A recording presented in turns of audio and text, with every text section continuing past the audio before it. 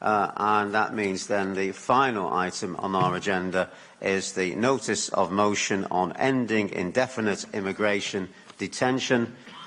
The UK remains the only country in Europe with no time limit on detention. Each year, around 30,000 people enter immigration detention centres in the UK. Lord Mayor, like many others before and after me, I came to this country as a lone child refugee from Somalia. I fled from war and conflict and sought asylum in the UK. I was welcomed to this great city and was fortunate enough to be accepted as a refugee by the Home Office. Many who are being detained across the country today have not been so fortunate. Lord Mayor, indefinite detention can have a devastating impact on the physical and mental health well-being of individuals. Since January 2007, there have been 2,703 attempted suicides across the UK detention centres, and there have been nearly 20,000 individuals on suicide watch. Last month, I had the opportunity to attend an event organised by the These Walls Must Fall campaign and listen to some of the harrowing personal experiences of individuals who have been held in detention centres.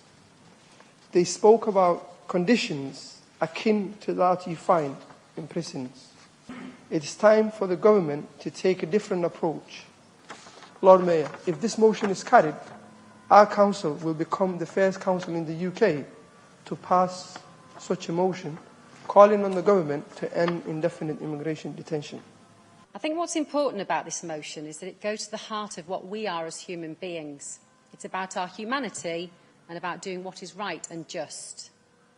Discussions around immigration remain topical in this country when issues such as Brexit dominate, and with ongoing discussions about who is allowed in and who is out.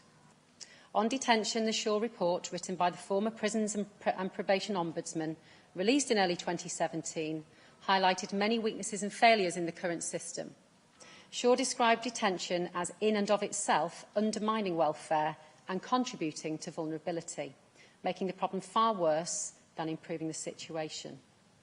Last weekend, we saw in Manchester our annual march against gender-based violence. And on that march were women who have suffered violence by multiple hands, including the violence by our government in these detention centres. This torture exacerbates the abuse and violence women have experienced. It is completely inhumane. An example of how this government treats the most vulnerable. To me, you judge a society by how it treats its most vulnerable and those who are in need. And I think it's the very least this council can do is to support this motion. So I thank the members who've put it forward today for giving us that opportunity. I'll now put the motion to the vote. Those in favour say aye. Aye. Are there any against? No, so that motion has been carried unanimously.